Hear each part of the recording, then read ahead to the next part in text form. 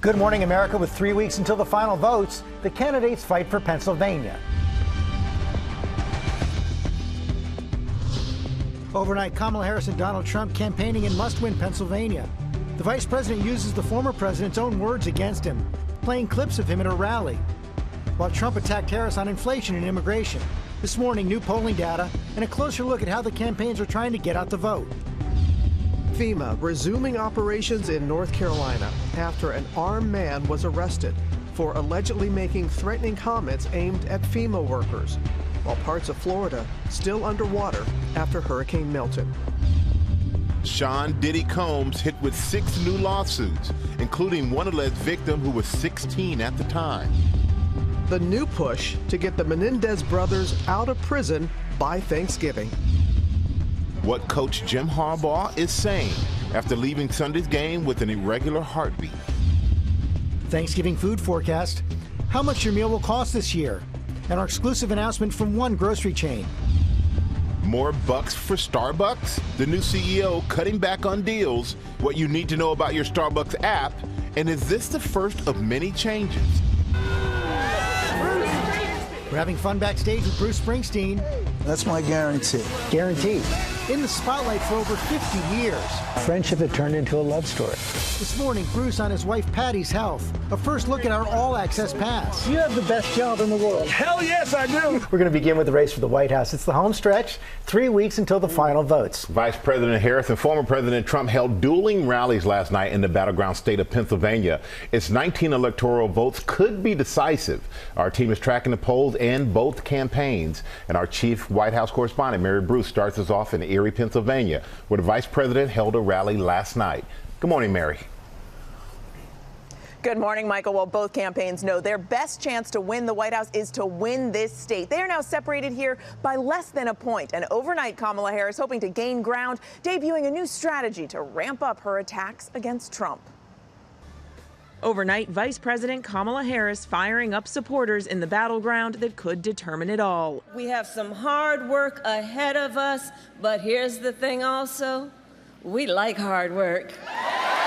In Erie, Pennsylvania, Harris describing a second Trump term as dangerous and a risk to America. He tells us who he is, and he tells us what he would do if he is elected president. And in a new tactic, Harris letting Trump speak for himself, playing clips of his recent rhetoric. The worst people are the enemies from within. The enemy from within. Harris taking Trump to task for suggesting he might use the military against what he called radical left lunatics on Election Day. He's talking about the enemy within our country, Pennsylvania. He's talking about that he considers anyone who doesn't support him or who will not bend to his will an enemy of our country. Warning Trump would go after journalists, election officials, and judges. Donald Trump is increasingly unstable and unhinged.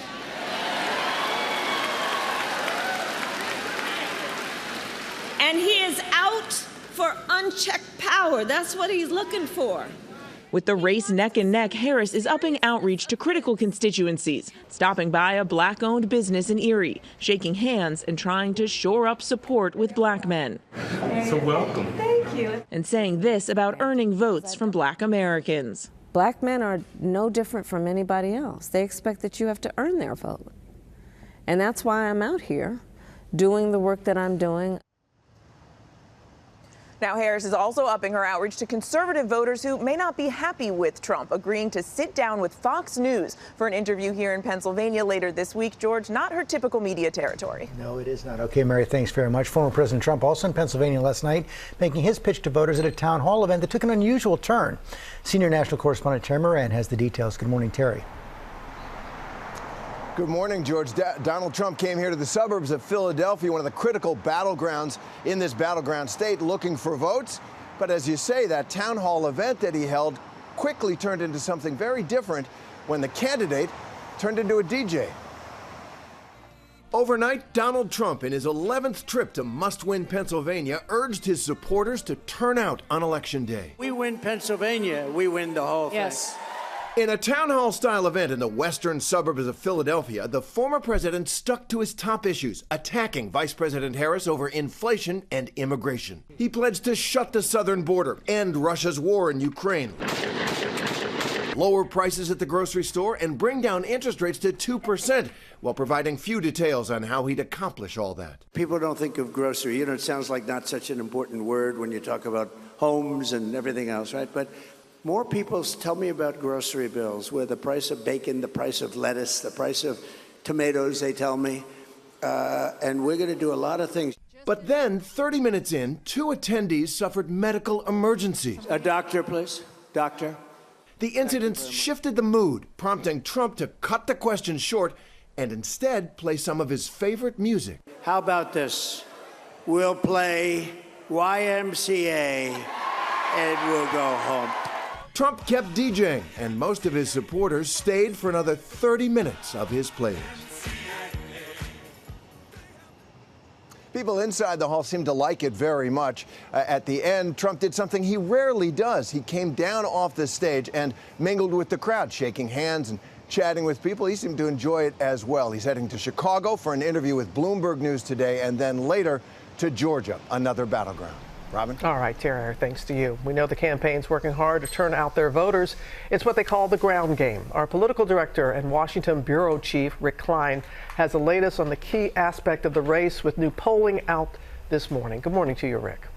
Yeah, good morning, Robin. Election Day is still 3 weeks away, but as of this morning, brand new numbers, more than 5 million Americans have actually already voted. That's across well more than half of the states. That pace is actually down from 4 years ago when COVID drove record early voting. And while we don't know exactly who voted for whom yet, we do know that more likely Democrats are voting early than likely Republicans. But check this out. Republicans have actually picked up their pace from 4 years ago. There were more Republicans voting early than last time around. Both campaigns spending massive amounts of money and energy trying to reach their voters, as you mentioned. In our latest ABC News Ipsos poll, a whopping 62% of people across the 7 major battlegrounds, that's nearly 2/3 of voters, say they've actually already been contacted by either the Harris or the Trump campaign. Nearly half said they've been contacted directly by Harris, almost the same number exactly by Trump's campaign. But the Harris ground game appears to be doing more to actually help voters vote. 48% of those contacted by Harris say the campaign has offered assistance, things like helping people register or figure out where to cast their ballots. That's nearly 10 percentage points more than, say, the Trump campaign has offered assistance to them in a race where every vote matters, Robin. And that's because turnout plays directly into campaign messaging down the stretch, Rick. Yeah, Robin, and here's the deal. The race is basically tied. A range of national polls have Harris up a point or two, maybe even a tied race. The 538 polling average, 2.5 points, 2.4 points separating the two. That means that so much of this campaign at this point, it's not really about undecided voters as much as it is about convincing your voters to vote at all. That said, we are seeing some movement in the polls. Donald Trump trailing among independents by 5 points in our latest poll. That's 49 to 44. But he was down 10 points among independents just a month ago. This is a group that more often than not sides with the winning presidential candidate, something both campaigns are aware of, Robin. And we're aware that we are 3 weeks out. Okay, Rick, thank you. Michael. All right, thank you, Robin. Now to the aftermath of back-to-back major hurricanes. Some residents of Florida hit hard by Milton remain flooded and without power, as officials say FEMA is getting threats over its response to Helene in North Carolina. Victor Okendo is in Zephyr Hills, Florida for us this morning. Good morning, Victor. Good morning, Michael. They are still underwater here. More on that in a moment. But in the wake of those threats and all that misinformation, FEMA employees will now be assisted by North Carolina's Department of Public Safety and law enforcement to ensure their safety and security. This morning, FEMA resuming operations in North Carolina after threats of violence led the agency to briefly pause relief efforts. 44-year-old William Parsons, now out on bail, arrested Saturday for allegedly making threatening comments aimed at FEMA workers while in a gas station, where authorities say he was armed with an assault rifle and handgun. The worst part of it is that the disaster survivors are really being hurt by this. A former FEMA associate administrator saying the threats and misinformation could slow down response time on the ground. The misinformation is potentially stopping disaster survivors from asking for more assistance, asking for more help. The fear that their house is going to be taken away from them if they take the money from FEMA. FEMA money is not a loan. They don't have to repay that money. The Southeast in recovery mode after major back-to-back hurricanes. Florida hit hard by both Helene and Milton. The death toll in the state from Milton alone now rising to at least 23 as floodwaters continue inundating neighborhood days after landfall. 5 days after Hurricane Milton passed, and this is what the Silver Oaks neighborhood in Zephyr Hills, Florida looks like. It is under waist-deep water. Residents here tell me that about 50 homes have been impacted, and this water hasn't receded at all. Families salvaging what they can by boat. Nick Burgess has lived here for over 30 years and says he's never seen anything like it.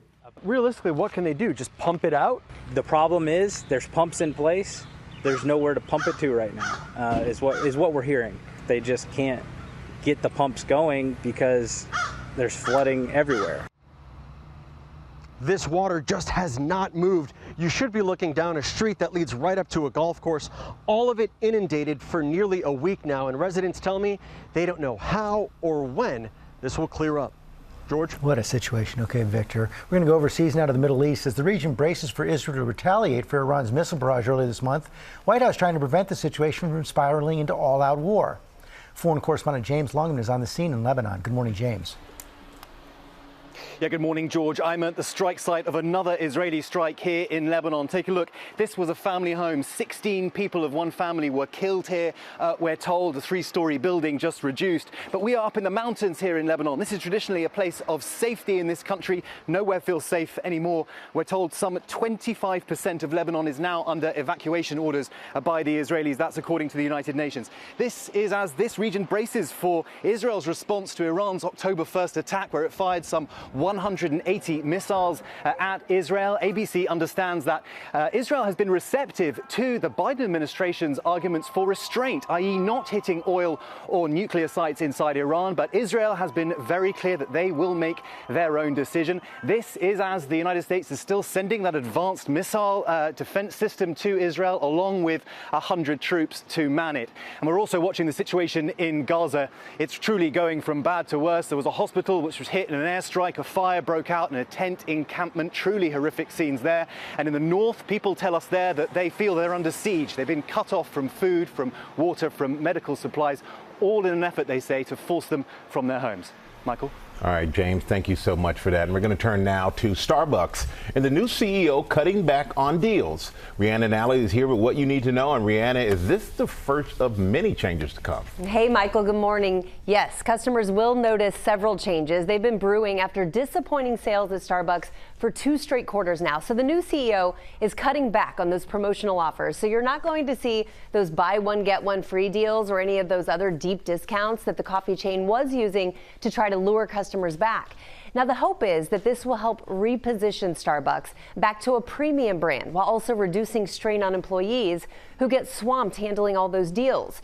The CEO said in a letter that it needs to get back to its roots as a community coffee house. So we may see changes to the seating and the design of the shops when you go in to get your coffee in the coming days. But guys, it appears that there won't be any big changes to those seasonal offerings, at least not now. So your pumpkin spice lattes should be safe. Thank you. Please, because we were worried there for a moment there, Brianna. Thank you as always. Now, Major League playoffs and something for New York fans. Mets and Yankees. Lara's here. You got the highlights for us. Good morning. I do. It's a great time to be a New York sports fan. Starting with, of course, the Liberty. They are fighting for that WNBA title. And the Mets and Yanks now both one step closer to a Subway Series showdown. This morning, New York celebrating after a baseball doubleheader ends in double wins. Out in a 2-2, and a bounce-back win for the Mets in Game 2. And he got him, and that's the ball game.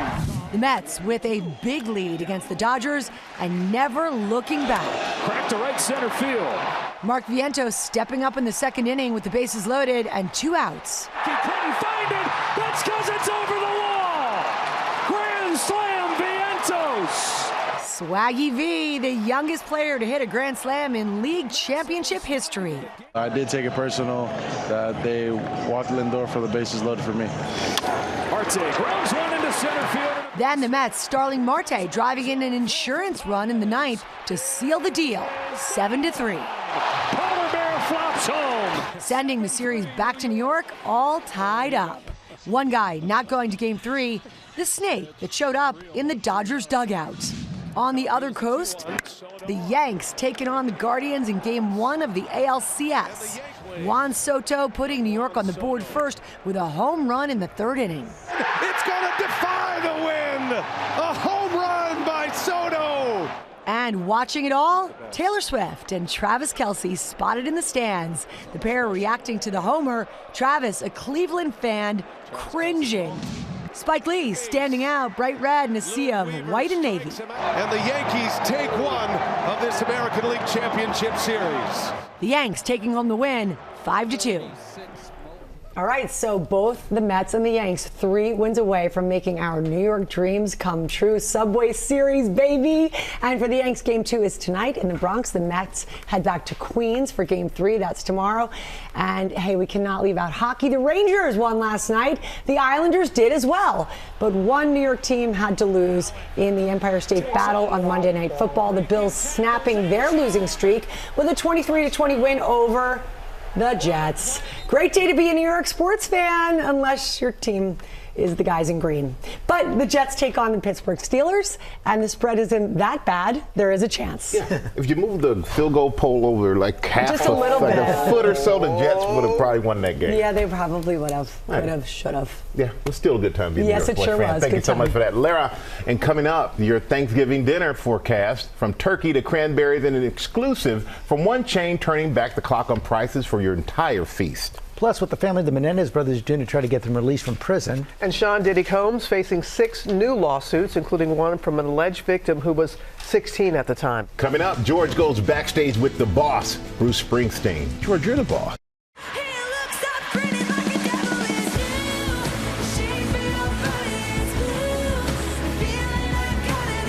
Back here on GMA, it was actually not a cruel summer for Taylor and her fans for Eras Tour, selling out around the world. And this morning, you can hear something Taylor's doing for her Swifties. Lara will have that in Pop News coming up in our next hour. With a surprise coming up, following a lot of headlines right now. Election Day 3 weeks from today. Already some 5 million Americans have voted early across well more than half the states. Both campaigns are spending massive amounts of money and energy trying to reach their voters.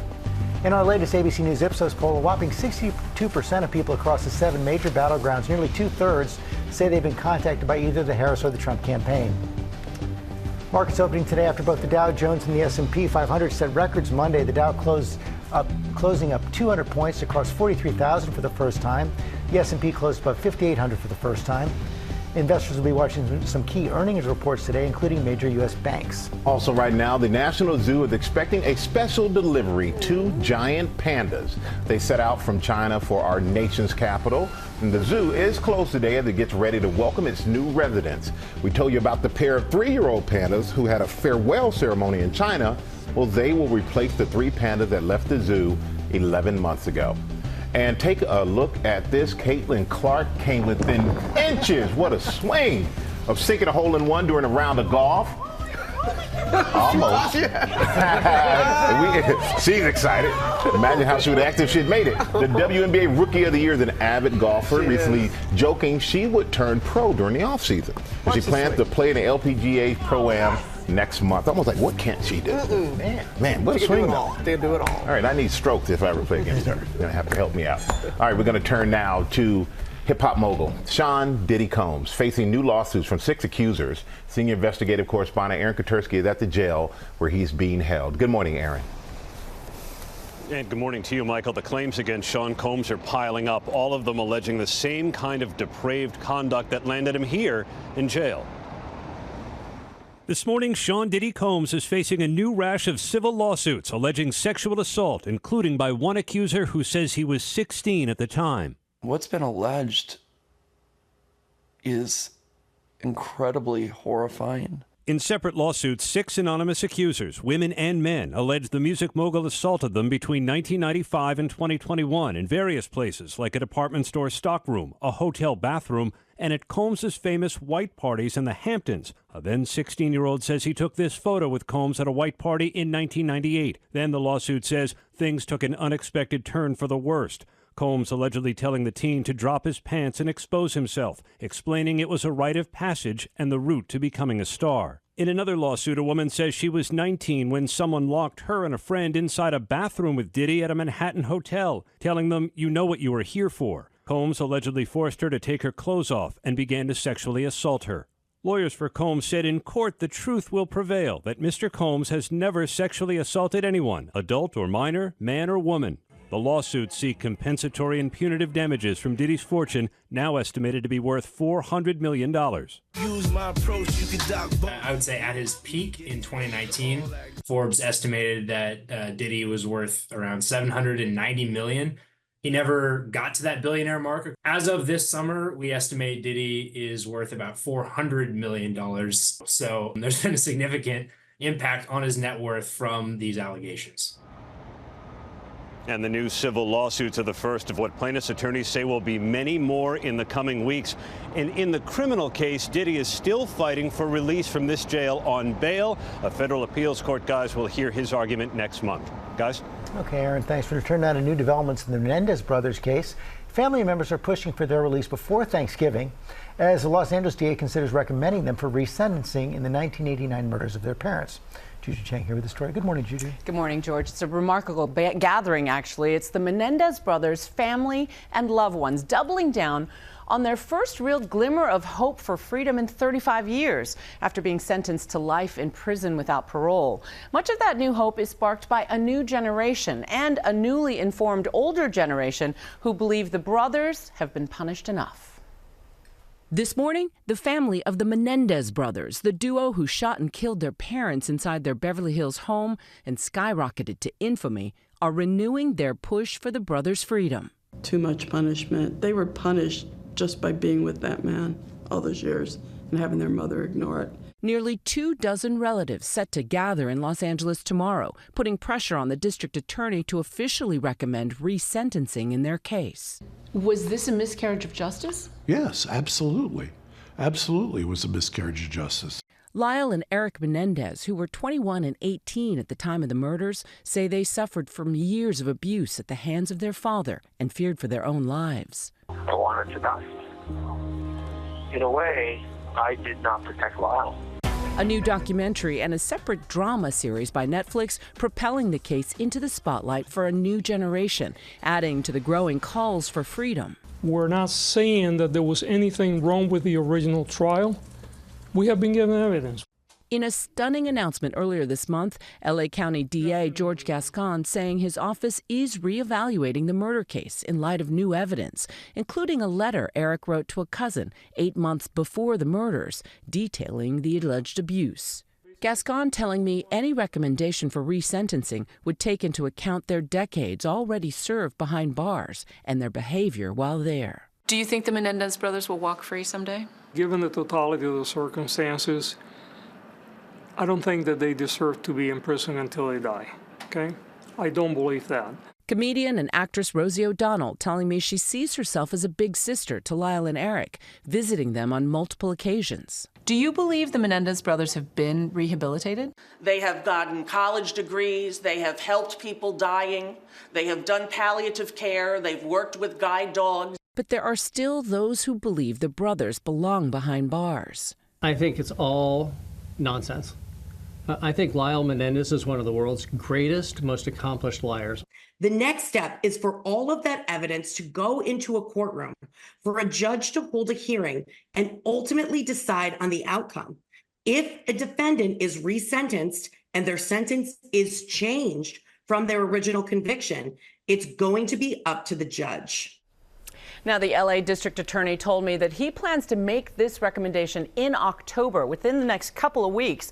And both their defense attorney, Mark Garagos, and their family told me they are cautiously optimistic. And their biggest wish, of course, is that the brothers will be home to celebrate their aunt's 93rd birthday for Thanksgiving. And of course, we'll have much more on Impact by Nightline's Menedez Brothers, Monsters or Victims, beginning streaming on Hulu on Thursday. A lot of people watching this. And a lot of people with opinions. Yeah, that's true. All right, Juju, thanks so much. Now, to help you plan for Thanksgiving, we have a preview of a new report that is shining light on what food staples for your holiday dinner will cost this year. Trevor Alt joins us now. And Trevor, Let's just say you were bogged down by this assignment, should we say. Good morning. Yeah, I think that's fair, Robin, but I'm very happy to be here at Hartley Family Farm, and we want to make sure that people know what they can plan on for Thanksgiving. We don't want them to feel like they have to fill up their hip waders with cranberries all the way up to their waist to get a good deal. We've got these brand new numbers on the Thanksgiving staples, some of which is very good news, and also a few stores that are already rolling out their Thanksgiving deals, only here on GMA. A good holiday feast doesn't happen overnight. Believe it or not, planning is already underway for those Thanksgiving menus, and Wells Fargo is previewing its upcoming annual report on what one could cost you. Some good news for the main course. Shoppers can expect to pay 16% less for turkeys this year compared to last year, though ham prices are up 5.2%. Side dishes are a bit more expensive this year. Sweet potatoes saw a 4% increase, and russet potatoes are at an all-time high, up 14%. For other produce, consider buying fresh. Canned green beans are up nearly 9%, and canned pumpkin prices jumped a whopping 30% compared to last year. Labor and transportation. Those are the two big things that just don't get any cheaper anytime soon. Retailers know how important it is to have good prices this season. So there's a lot of competition out there. And some retailers are already announcing deals. Aldi sharing exclusively with GMA, it will offer its lowest priced Thanksgiving meal in 5 years. A basket serving full meals for 10 people for under $47. Starting now through Christmas, Walmart has unveiled what it calls inflation-free holiday meals, serving up to 10 people for less than $7 a plate. And Trevor, since you immersed yourself in the assignment, we've got to ask you how the cranberry price is looking. Yes, I'm sorry, I'm distracted by this pusher that they gave me. I'm not really sure what I'm supposed to do with it, Robin. The prices are great, especially if you're buying fresh. If you're buying fresh cranberries this year, prices are down 20% compared to last year. That's a great argument for buying fresh ingredients. Canned cranberry sauce is up about 7%. I also got a good tip from the fine folks here at Hartley Family Farm. So cranberries are notorious for staying fresh for a long time. They used to take them on long ship voyages, even whaling expeditions. So you could go out today, get fresh cranberries, and just keep them cool and dry. They will still be perfectly fresh when you cook your Thanksgiving dinner. Well, you have plenty you can bring back with you right there, yes. Trevor. Yeah, I'll start stuffing them in here, Robin. Thank you. All right, Trevor, that was a very good report. Thank you.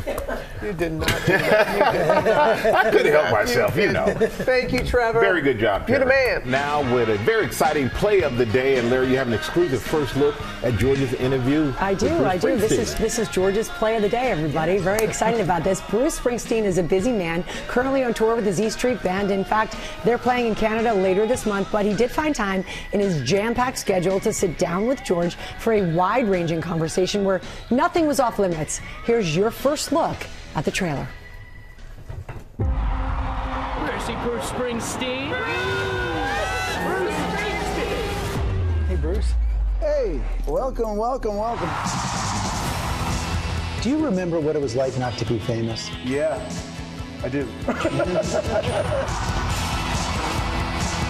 Did you just finish the set list? Yeah, well, I try not to repeat any two. These books are filled with set lists. Sound check is starting. Music brings with it a certain sort of inner peace. That's why people come. Stone Pony is where you met Patty? Right at that back bar. Just struck up a friendship. A friendship that turned into a love story. How's she doing now? She's doing good. We caught it early, which was important. It's a tough disease. It's very fatiguing. Why reveal it now? She hadn't played in the band in a long time, and people, I don't think, knew why. Where's Patty? You always say that you want them to leave with more than they came. Yeah, that's my guarantee. Guaranteed. That was a great crowd. So much fun. You have the best job in the world. Hell yes, I do.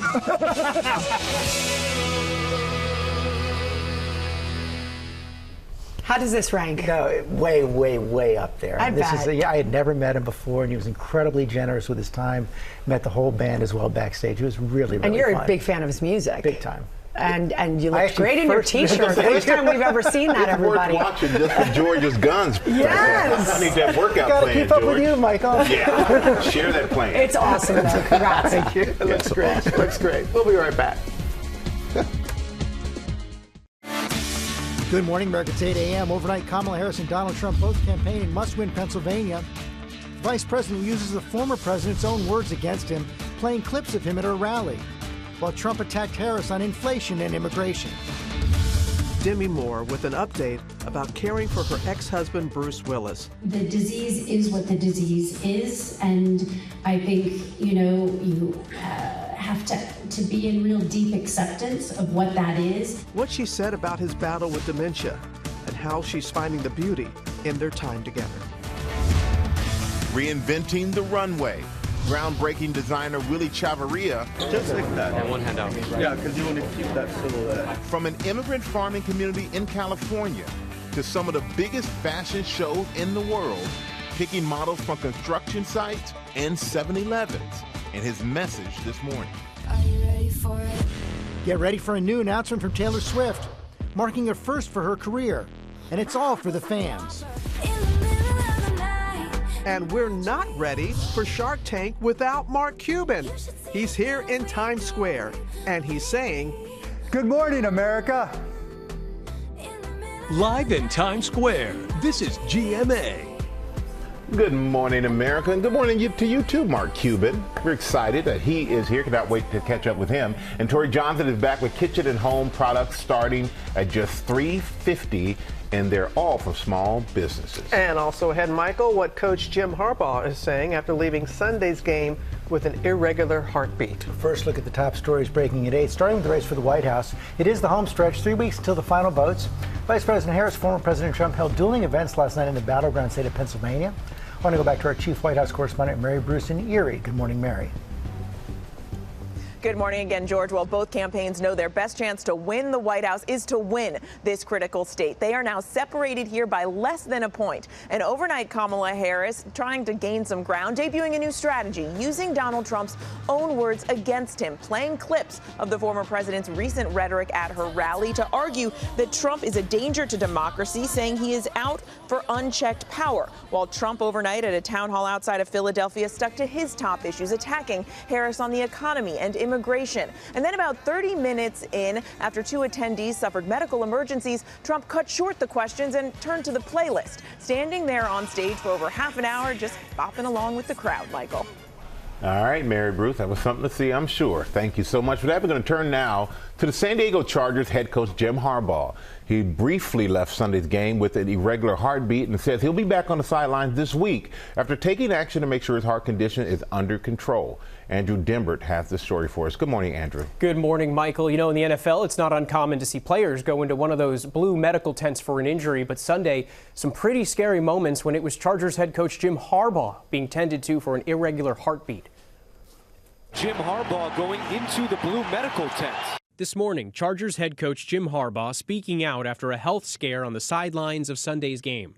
I felt it before. I don't know if I'm really fired up for the game or this is my arrhythmia kicking back in. 60-year-old Harbaugh leaving the game just before kickoff against the Broncos, going into the blue medical tent and then the locker room. I was in the atrial flutter, so the arrhythmia decided to kick back up.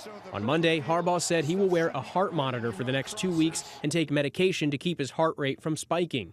Atrial flutter can happen for various reasons. For example, strenuous exercise could make it worse. Adding adrenaline can make it worse in any sense. But some people have it without that type of adrenaline or exercise. Arrhythmia can happen when the electrical signals that tell the heart to beat aren't working properly, leading the heart to beat too fast or slow in an inconsistent pattern.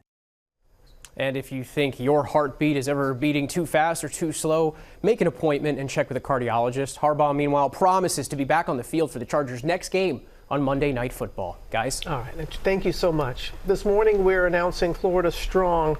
On Thursday, GMA will be live in Tampa at a school on their first day back to school after the deadly Hurricane Milton devastated that area. You are going to meet the incredible neighbors that are helping each other, rebuilding one day at a time, and the countless food banks putting their heart and soul into making sure no one goes without. We're hoping to bring the sunshine back to the Sunshine State, and you can be a part of it too. You can learn more by scanning the QR code that's right there on your screen. And once again, our thanks to our viewers, how you come through time and time again when people are in need. Bless you. Coming up on our GMA Morning Menu, Demi Moore on her relationship with Bruce Willis since his dementia diagnosis and how she's learning to embrace Bruce as he is now. Also, Taylor Swift has a big gift for her fans. You'll hear it here first. Plus, that's a hidden camera look at Chelsea Velez and her family. She has no idea that just outside that green room door is Mickey Mouse and Minnie Mouse. There they are. They're getting ready to reveal our big surprise for her and her family. And Lara is here with two special guests. Hey, Lara. I am. I'm with a shark and a chef. I love it. Mark Cuban, Alex Cornicelli, making some of our very favorite Italian dishes. Thank you, Mark, for assisting. Of course. We have so much to do today, and it's all coming up on Good Morning America. So much to eat, too. Two sharks.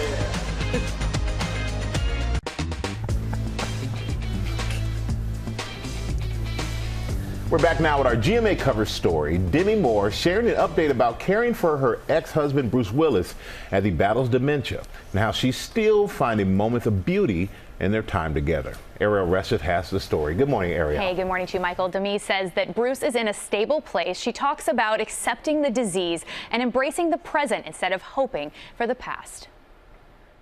This morning, Demi Moore giving a candid update on caring for ex-husband Bruce Willis almost 2 years after his diagnosis with frontotemporal dementia. The disease is what the disease is, and I think, you have to be in real deep acceptance of what that is. Moore, who was married to the Die Hard star from 1987 to 2000 and shares 3 children and 1 grandchild with Willis, speaking openly on Sunday at the 2024 Hamptons International Film Festival. What I, always encourage is to just meet them where they're at. The family sharing moments on social media, announcing in 2023 that Willis has been battling frontotemporal dementia, an illness that causes a decline in cognitive function that can affect speech, language comprehension, and behavior after he was initially diagnosed with aphasia. Bruce Willis's family, his wife, his ex-wife, his children have really done an incredible job, if you think about it,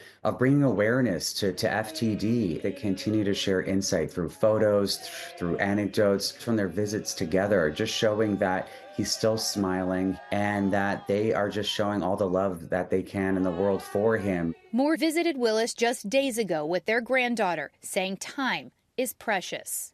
I was there, 2 days ago with my granddaughter, and being able, to share with whatever we have for however long we have it.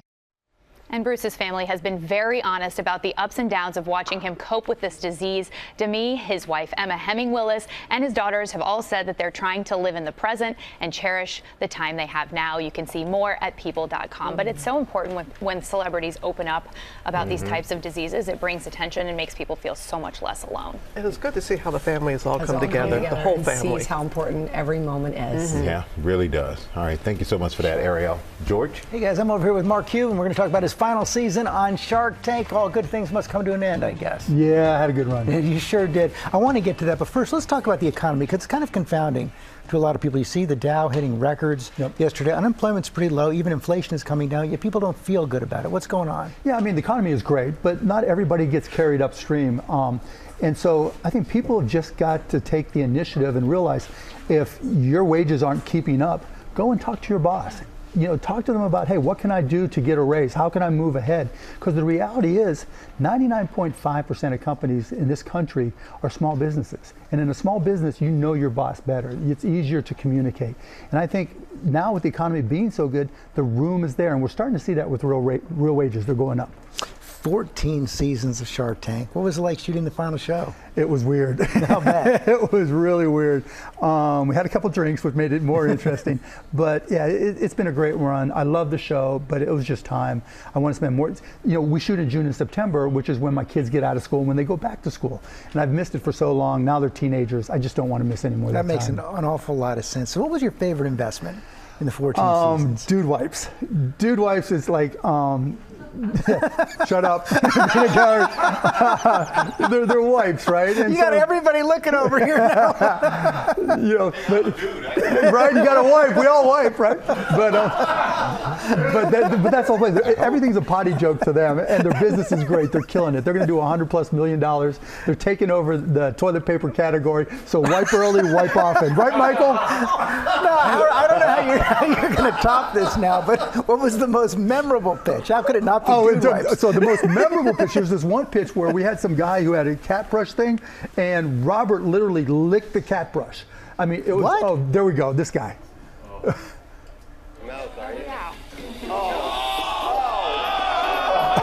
No, wait, it gets better. It gets better. Kevin, demonstrate how it's done. So you just put it in your mouth, and you want to lick it right He has never lived that down. Never. Wow. Yeah. Any investment that got away? Yeah, probably spike ball. It annoys me, like if we ever go to the beach or my kids' friends, they all play. Every time I see it, it just reminds me I missed out. It's a great company. You had some advice for workers in this economy. What about small business owners? Go for it, right? There's the only way you can get to your next level. This is the American dream. Start a company and see where you can take it. You got to go for it, and just also realize nobody remembers my failures. I had a powdered milk company. Nobody remembers that. It doesn't matter how many times you fail. You only got to be right one time, and then everybody calls you. You got to learn from the failures. Oh, of course you do. You've got to do it, and you will, because the economy now is wide open to businesses. There's been more new businesses being formed every year now than ever before. So the opportunity is there. Always good to see you, Mark. Always, George. New season of Shark Tank premieres this Friday at 8, 7 Central right here on ABC. Now it's time for Pop News. All right. Thank you so much, George. Thank you, Mark. We're going to begin this morning with an exclusive reveal. Thanks to the Wall Street Journal magazine, we get to announce the honorees for the 14th Annual Innovator Awards, where the magazine spotlights 7 icons for their outstanding achievements in their respective industries. For music, it's Grammy nominee Charlie XCX. For film, it's John Chu, the director behind Wicked and Crazy Rich Asians. For technology, it's Apple CEO Tim Cook. Wall Street Journal magazine is also honoring Marc Jacobs for fashion. The Show, Saturday Night Live for comedy. Salma Hayek Pinot for entertainment and altruism. And across the sports industry, they are celebrating the WNBA as well. They should. The magazine's editor-in-chief shared her excitement over these, quote, boundary-pushing trailblazers, stating that each has left an indelible mark on their respective industry and continues to shape our future. The Innovator Awards take place on October 29th here in New York, and you can pick up copies of the November issue of the Wall Street Journal magazine featuring all of these amazing A-listers on newsstands November 9th. Congratulations, and thanks for the exclusive there. That was very nice of them. And in music news this morning, an incredible story of endurance. That's the name of the ship that sank in the icy waters of Antarctica over 100 years ago, and the story of the quest to find it, thanks to our friends at National Geographic. Nat Geo follows a team of documentarians and researchers headed to the South Pole to learn all they can about the ship that sank, the 27-man crew that survived for over a year in the freezing temperatures, and their leader, Sir Ernest Shackleton, a polar explorer who was called the Indiana Jones of the deep. Here's a first look at the trailer. Shackleton was convinced the greatest Antarctic journey was yet to be done, crossing the Antarctic continent from one side to the other. So he dragged his men on a doomed quest. Imagine being here in a little wooden boat, no GPS, no nothing. And then the leader says, oh, by the way, boys, we're stuck and we're going to spend the winter here. We watched the death of the ship. Shackleton said to the men, she's gone, boys. Wow, so scary. Endurance tells the inspiring stories of 2 landmark expeditions that take place more than a century apart, bound together by a shared grit and determination. It premieres on Nat Geo on November 1st. It streams on Disney and Hulu November 2nd.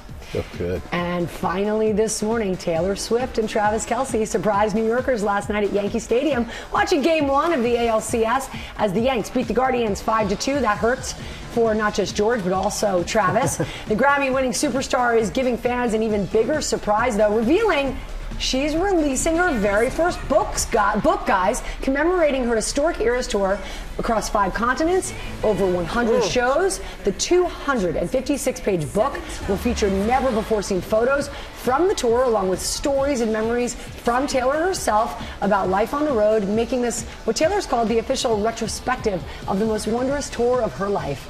And that's not all. For the first time since it began streaming in April, Swifties will be able to buy physical copies of the anthology. That's the second part of Swift's Tortured Poets Department album. These items will be available only at Target. They drop nationwide Black Friday. Meanwhile, Swift is gearing up for the final leg of her Eras tour. Bring it home, Swifties. Come on. Heading to Miami this Friday for a 3-night run and then on to a couple of other stops. So you're Friday, Saturday, and then I'm next week in New Orleans Vice watching versa, her. yes. But yeah, we're all in. 3 times. Yep. It's a charm. Is a charm. We love her so. We love her so. All right, Tori is going to join us now for Deals and Steals. It is day 2 of our week-long fall festival, and this morning she's got great products for the home, all from small businesses. Let's get going here. I love these rugs. I know you do. So this is Gel Pro. It's their Never Move rug with these jelly grippers on the bottom. So both in the corners as well as these little ones like all throughout here. So it's going to stay in place, which makes also vacuuming easy and walking safer. We've got a big assortment from them. And what you were saying that you like best? They're washable. Machine washable. Wow. So stain resistant, machine washable. We've got a big assortment from these like gigantic area rugs that we're standing on, runner and rug sets, a big variety of patterns. Everyone loves Gel Pro, and you love it even more What's when the it's deal? up to 60% off today. That's a big savings right there. Yes, great savings. Okay, Fresh Wave. This is all about eliminating odor without using harmful chemicals. It is plant-based from Fresh Wave, so it's safe for people, pets, and our planet. We've got a variety of options. So we have the individual packs, the spray, and the gel. And you can use this anywhere where there's like some odor that you don't want. So that could be anywhere from the car to the garage, a laundry area, a gym bag. Even people use the little pack, the individual packs in. We've got their great what's that? Oh,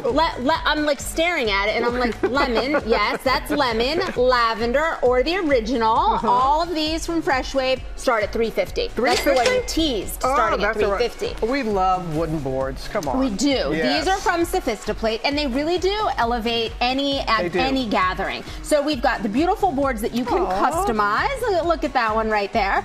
This is also a food-safe color coding that they put on. So they've created these really beautiful two-tone ones. The charcuterie board is really fun. It's got it's like a done for you. The little like almost like paint by numbers, but instead you put your food in place to create these gorgeous charcuterie boards.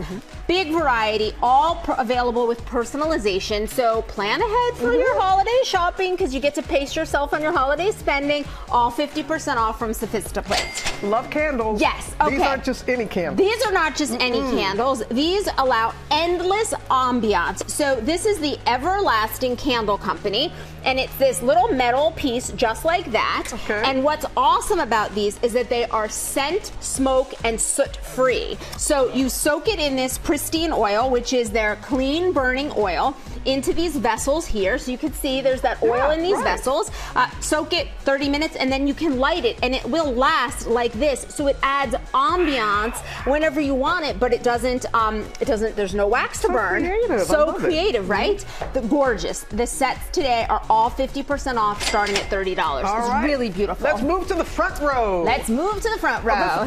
Faux fur. Faux fur. Minky Couture. Feel this. You are so close. Just feel. Isn't that soft? So super soft. Faux fur on both sides. We've got a big variety of blankets from their travel size to their grande. All of it. The pillowcases are really soft. Fun, obviously, for Halloween coming up. What's really special, though, about this company is that they have donated more than 40,000 of their minis to NICUs across the country as part of their Minky Hearts program. So this is all about a baby soft blanket that is chic and stylish enough to display anywhere. That's what you get with these. These are up to 67% off. They start at $13 and free shipping. Free shipping. We love that. Okay. Okay, finally, Fresh Home. This is a diffuser that uses a smart app. So you're going to use the app to choose square footage up to 2,000 square foot of space, the days and the times that you want a scent. So you don't want to waste it if you're not at home, but imagine you want to come home to like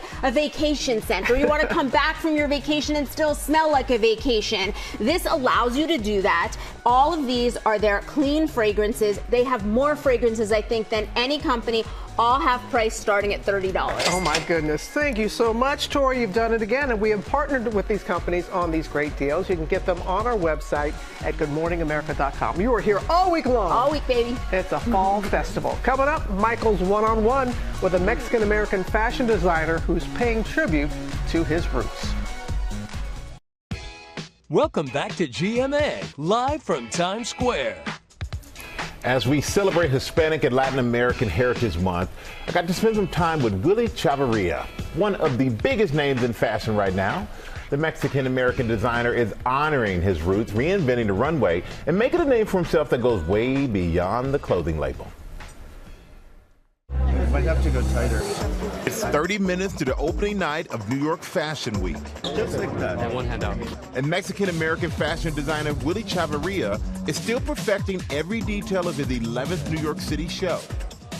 The 2023 CFDA Menswear Designer of the Year style pays homage to his Mexican roots. His designs have been worn by some of fashion's biggest names, gracing the covers of Vogue, Elle, and Harper's Bazaar. His shows are known for their political messages and high production value. I take the shows and the collections very, very seriously because I want the collections to tell a story. Tell us about the name of this year's fashion show. This show was called America, which is America through the voice of an immigrant or the child of immigrants. The people who have come here to build this country and the people who make this country work. Chavarria, who was born into an immigrant farming community in Fresno, California, was inspired by the clothing and uniforms he saw in his everyday life. You grew up, quote, well aware of the harsh realities of racial and economic bias.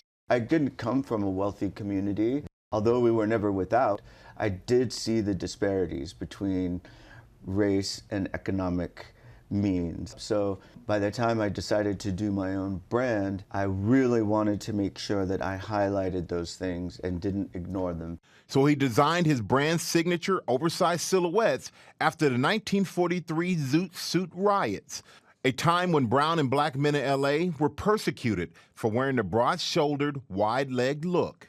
How did learning about these riots help shape who you are? It was probably when I realized the important political value that what we wear has. It was really a way of Latinos and black and brown people to claim our territory or to claim our culture. That has always been so beautiful to me that I've really taken elements from that and applied it to the silhouettes I create today. The thing we could do is take the jacket off. Do you find your models in untraditional ways? Yes. Why do you street cast? Because there's so many different levels of beauty that we don't see reflected in media so often. So I really like to take the beauty that I find in the streets or, you know, working at 7-Eleven or on a construction site and really reflect ourselves in that beauty.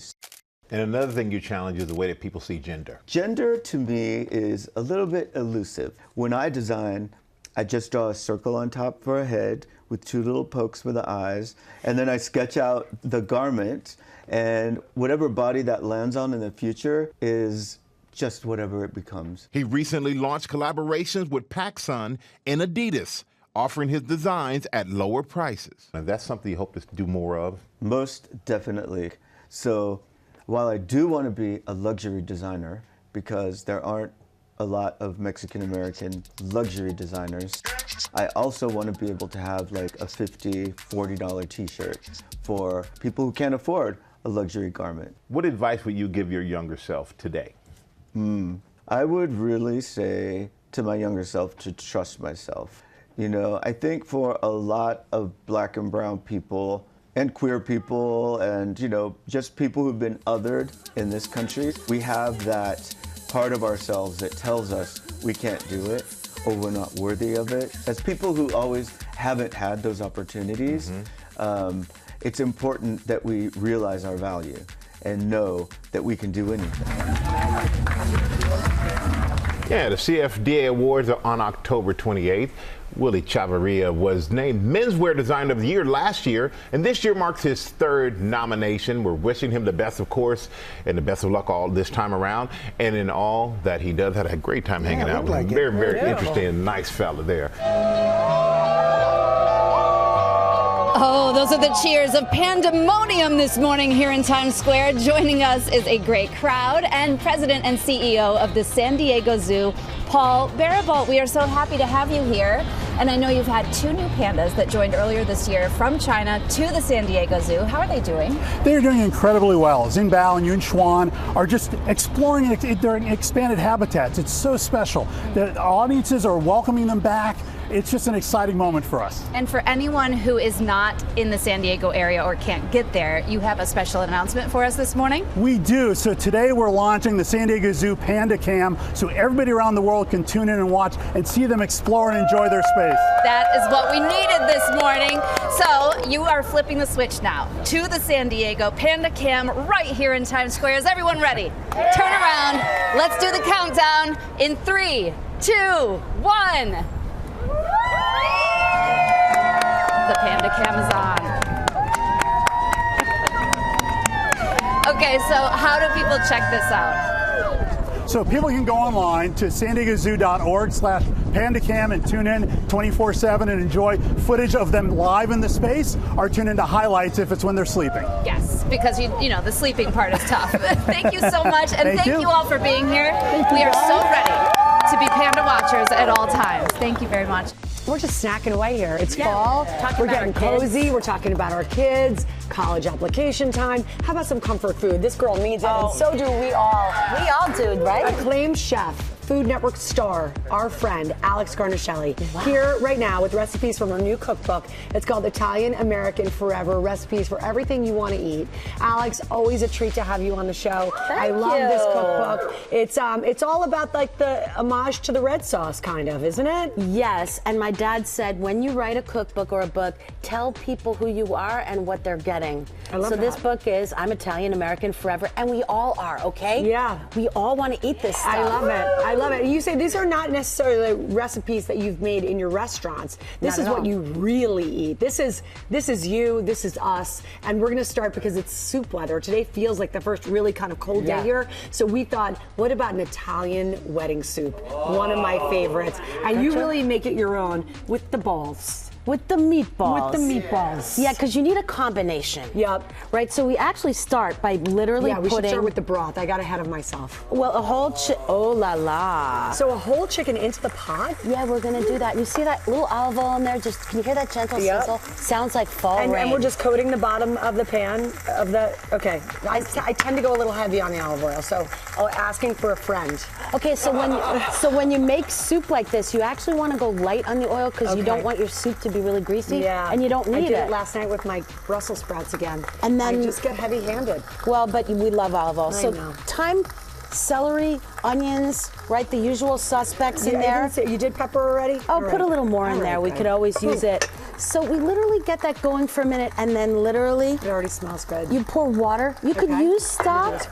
Yeah, you could use stock. Or you can make your own. I think you just use water and you get that beautiful, like you're making your own chicken brothy stocky. Yeah, less salty, probably better for you.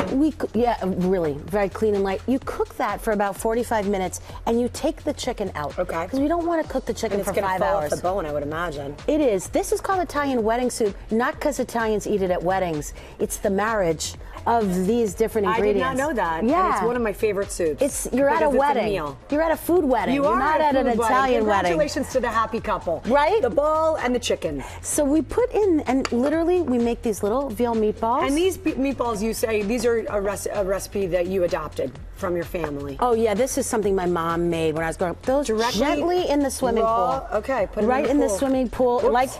like in the that. Nothing to see here, America. I wouldn't do this all the time. Yeah. So the balls are in there. Right, and that's just a mixture, by the way, of veal, Parmesan cheese, breadcrumbs, garlic, and a little egg.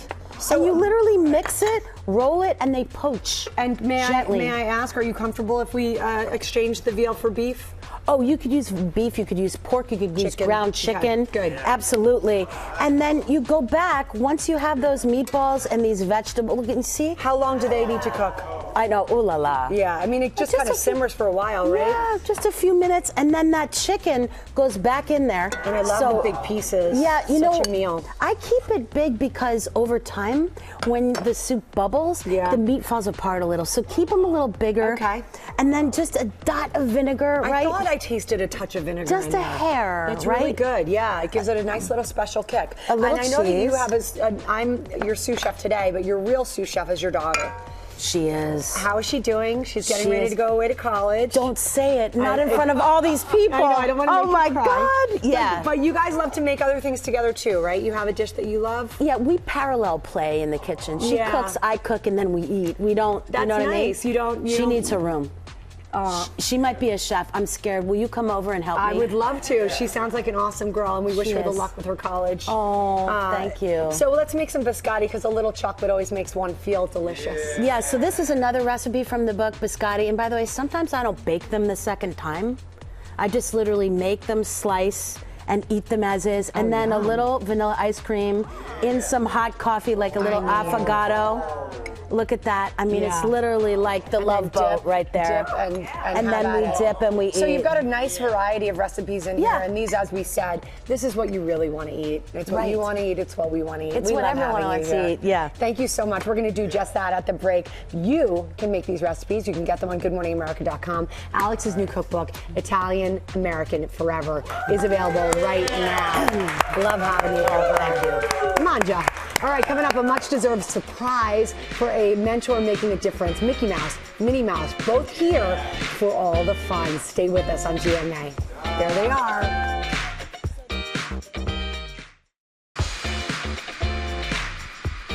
It is Hispanic and Latin American Heritage Month, and for our finale, we're here with the Velez family, celebrating Chelsea, a very special woman who's made it her mission to support young people in her community. We're going to talk to all of you in just a moment, but first take a look at this story. Chelsea's gift is meeting young people where they are. For 30-year-old Chelsea Velez, making an impact in her community is her purpose. I don't just want to help myself, but help others that may be in the same predicament that I was in. A youth advocate at Lawyers for Children and site coordinator for New York State's Latina Mentoring Initiative, Chelsea connects young women with Latina mentors, all with one goal in mind: empowerment. It is a humble place where the kids automatically gravitate to her. So the youth have to trust her, the mentors have to trust her, and she's really leading the program in that way. Facing challenges during her upbringing never stopped the Bronx native, persevering for her son, Adriel. I had to leave foster care and actually enter into the homeless system. My child was something that really pushed me to do better.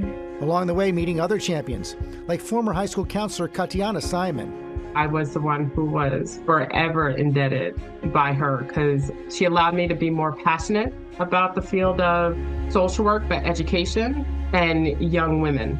Velez's family is her motivation to always give back and never forget where she came from.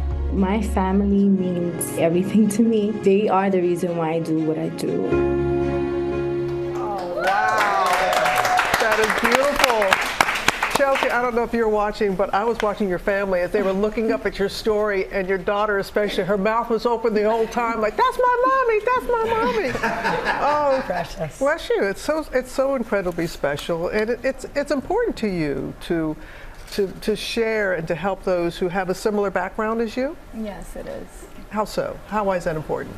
It's important because as someone who has been through the childcare system and have gone through the same struggles, it can be very overbearing, and having someone that can guide you and support you and also can relate to you, I believe that can make all the difference in someone's success, and that's what I want to do. I want other young people to also be successful.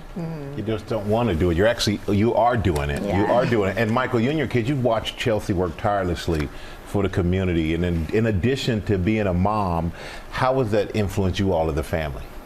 Honestly, it's made us tremendously proud to be able to witness all the hard work she's put in for those who share the same struggles, and at the same time be able to come home and be the fun and loving wife and mom that she is. All right, so listen, we of course wanted to share your story, but we also have a little surprise for you, Chelsea. For that, we're going to need Ginger. Hey, Ginger, can you come out with your two friends? Yeah. No, we should do that because I've got Mickey Mouse and Minnie Mouse coming out here. Yes. But they are not just coming to say hello. They want, and we want, you to pack your bags because your whole family is going to the Walt Disney World Resort. Yes. You have to get ready. You're going to visit the most magical place on earth. This is where you're going to discover excitement around every corner. You're going to play at Walt Disney World water parks. You're going to relax at the Disney Resort Hotel, meet some friends like Mirabelle from Encanto, right? And then dine on dishes inspired by flavors from around the world. Your family, for sure, going to create memories that will last a lifetime. I'm so excited for y'all. Mariah, your smile, say it all. You pretty excited for the trip? Well, congratulations. Congratulations. And Chelsea, thank you so much for all the work that you do for the community. We appreciate you. And thank you all for being here. Michael, I'm loving that gap, my brother. Let's rock it. It is always special with Mickey and Minnie with that beautiful family of Ginger. Wow. Well, we hope they have a great trip, and we hope all of you have a great day. Have a magical day, everyone. Bye. See you tomorrow.